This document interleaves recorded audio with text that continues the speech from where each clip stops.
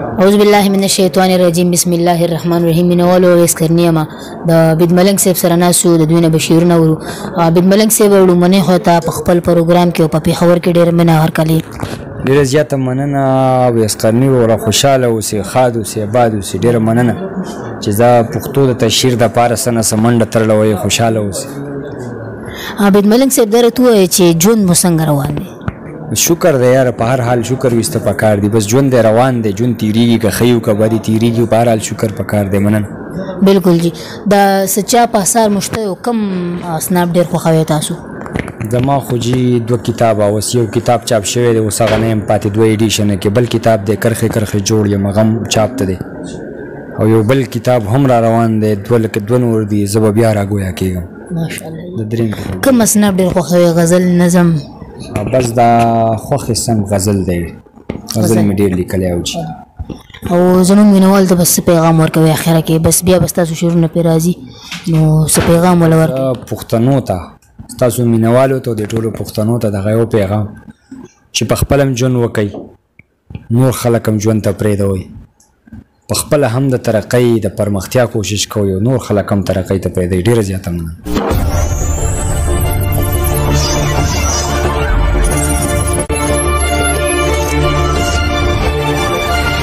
کلیوال یم د غره یم خو دومخې سړی نه یم زما بخت چې راویښېږي زه به خاورو کې اوده یم زما بخت چې راویښېږي زه به خاورو کې اوده یم د غنمو په مثال یم زه چاودلی خاص په زړه یم د غنمو په مثال یم زه چاودلی خاص په زړه یم ته خبرې د مودونه په عذاب د بېلتانه یم مونږ به دواړه خاورې کېږو نه به ته نه به زه یم او زه د سترګو په جهاد کې شهید شوی په باڼه یم زړه مې سپین دی عبید جانه خو د رنګه لږ سپېره یم شیریني دي چې په ما به ټوله دنیا خاورې کړي انبار یو ځل په ما به ټوله دنیا خاورې کړي انبار یو ځل دا بې قراره روح به ومومي قرار یو ځل په ما به ټوله دنیا خاورې کړي انبار یو ځل دا بې قراره روح به ومومي قرار یو ځل زه به خوړلی یم ستا د ملاقات وادو ما به بوډا کړي یاره تا ته انتظار یو ځل زه به خوړلی یم ستا د ملاقات وادو ما به بوډا کړي یاره تا ته انتظار یو ځل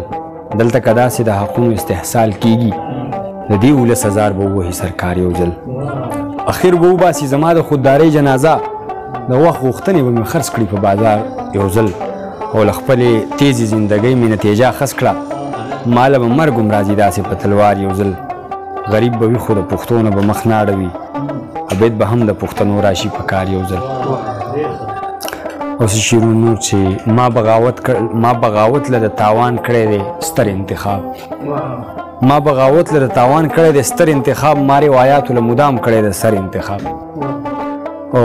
پښتانه اوس هم په برید مرګ کول غیرت بولي پښتانه اوس هم په برید مرګ کول غیرت بولي تاریخ ګواه دی دوی مدام کړی دی شر انتخاب هلته به څنګه څوک د خپلې بقا جنګ وګټي چې د لالچ په بنیاد وشي د رهبر انتخاب هلته به څنګه څوک د خپلې بقا جنګ وګټي چې د لالچ په بنیاد وشي د رهبر انتخاب او دا خو مې اوس حوصله تته شوه او ماته شوه درمان لاله دا خو مې اوس حوصله تته شوه او ماته شوه که نه ډغرې لکه وبه مې د غر انتخاب دا خو مې اوس حوصله تته شوه او ماته شوه که نه ډغرې لکه وبه مې د غر انتخاب عبید ملنګه یا زمونږ قسمت کې مینه نشته او یا کمزوری دی زمونږ د نظر انتخاب یا دا شعرونه چې لکه سقراط زمانې زهر راکړه لکه سقراط زمانې زهر راکړه لکه منصور یې کړم په دار خفه یم ستا د راتلو وعدې دروغ وختې زه په خپل کړي انتظار خفه یم ستا لکه سقراط زمانې زهر راکړه لکه منصور یې کړم په دار خفه یم ستا د راتلو وعدې دروغ وختې زه په خپل کړي انتظار خفه یم او عبید ملنګه داسې مات یم لکه د لاعلاجه رنځ بیمار خفه یم او دا شعرونه چې سړی له خپل احساسه په عذاب وي خوار مړ نه وي خو په مړو باندې حساب وي وخت به راشي خو زما ویرجنې هیلې لاهو شوي به د اوښکو په سیلاب وي وخت به راشي خو زما ویرجنې هیلې لاهو شوي به د اوښکو په سیلاب وي هم هغه خلک منزل ته رسېدلي چې نظر یې په قلم او په کتاب وي چې خاکی شي بیا به هله با کمال شي دلته هغه څوک ځلیږي چې نایاب وي چې خاکی شي بیا به هله با کمال شي دلته هغه څوک ځلیږي چې نایاب وي او چې موضوع یې د یو ستړي ژوند قصه وي دغه شعر به د عابد خان خراب وي چې موضوع یې د یو ستړي ژوند قصه وي دغه شعر به د عابد خان خراب وي او دا شعرونه چې والله چې در په در دي خو دا هغسې دي بې حسه بې ضمیره پښتانه هغسې دي والله چې در په در دي خو دا هغسې دي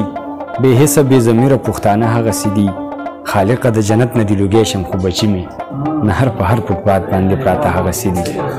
خالقه د جنت نه دي لوګی شم خو بچي مې نهر په هر فوټپات باندې پراته هغسې دي انصاف هم د شتمنو په در هغسې غلام دی د دې وطن دا ټول د دې وطن قاضیان واړه ړانده هغسې دي او زما د زړه پر هر هغسې وینې دی تیره زما د زړه پر هر هغسې وینې دی تیره د یار هغه باڼه هغسې دي او قاصد ته تپوس مه کوه خو غوټې غوټې ژوند دی قاصد ته تپوس مه کوه خو غوټې غوټې ژوند دی بلا شي ارمانونه مې په زړه هغسې دي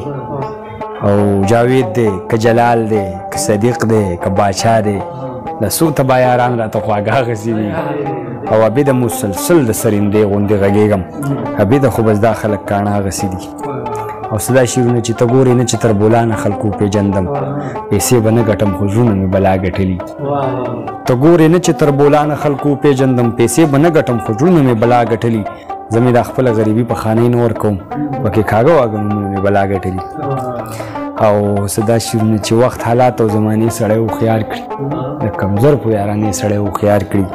حقیقت د ارمانونو قتل وکړي په خپل ذات کې آینې سړی هوښیار کړي یو زیروح بې پایدې نه تخلیقیږي ربنا ما خلقت هذا باطلا سبحانك فقنا عذاب النار دغه حدیث یو زیروح بې پایدې نه تخلیقیږي سوال مه پیدا کوئ په کائنات یو زیروح بې پایدې نه تخلیقیږي سوال مه پیدا کوئ په کائنات چې انسان یم نو ګناه به رانه کیږي ګوتې مه پورته کوئ زما په ذات تنهایي را سره شر هم و اختر هم و کمی د هغه یو نفر هم اختر هم او لکه یعقوب په یوسف پسې خصم خفو تلی زما پسې نظر هم اختر هم ما ته معلومه و د خپلې بېوسۍ اندازه ما ته معلومه و د خپلې بېوسۍ اندازه د ځان وژنې مې خطر هم اختر هم ما به په کومه خوله خندا د بې حسۍ کوله پښتون ولس مې در په در هم اختر هم زه د حالاتو د برداشت په آخري حد کې وم ما په تلي کې ایښی سر هم اختر هم زما لالې د مجبورو په زولنو بندي و پردی مزدور مسافر هم اختر هم د لیونتوب په ما اثر هم اختر هم ستا په وعدو زما باور هم اختر هم هسې مې زړه د تسلي ستا د راتلو کوله ابد له دې رازه خبر هم اختر هم له ګناه به یې په خپل سر مکمل واخلم